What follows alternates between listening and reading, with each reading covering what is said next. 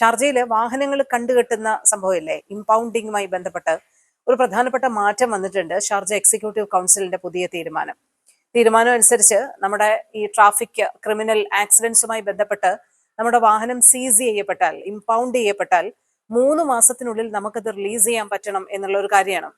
ഉടമയ്ക്ക് 3 മാസത്തിനകം റിലീസ് ചെയ്യാൻ പറ്റിയില്ലെങ്കിൽ അത് പബ്ലിക് ഓപ്ഷനിലേക്ക് കൊണ്ടുപോകും എന്നാണ് ഇതുമായി ബന്ധപ്പെട്ട മാറ്റത്തിൽ പറയുന്നത്. ട്രാഫിക് ആക്സിഡൻസ് ഫയൽ ക്ലോസ് ചെയ്യുന്നത് മുതലോ എമിറേറ്റ്സ് പബ്ലിക് പ്രോസിക്യൂഷൻ റൂളിംഗ് മുതലോ ആയിരിക്കും ഇതുമായി ബന്ധപ്പെട്ട 3 മാസ കാലാവധി കണക്ക് കൂട്ടുക.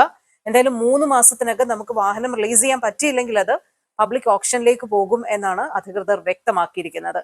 സീസ് ചെയ്യപ്പെടുന്ന വാഹനം റിലീസ് ചെയ്യാൻ ഏകദേശം 5000 ദിർഹം മുതൽ 30,000 ദിർഹം വരെയാണ് ഷാർജ എമിറേറ്റുമായി ബന്ധപ്പെട്ട് വേണ്ടത്. എന്തായാലും ഈ വാഹനങ്ങളുടെ ഇമ്പൗണ്ടിങ്ങുമായി ബന്ധപ്പെട്ട വളരെ സുപ്രധാനമായിട്ടുള്ള തീരുമാനം കൈക്കൊണ്ടിരിക്കുന്നത് ഷാർജ എക്സിക്യൂട്ടീവ് കൗൺസിലാണ്.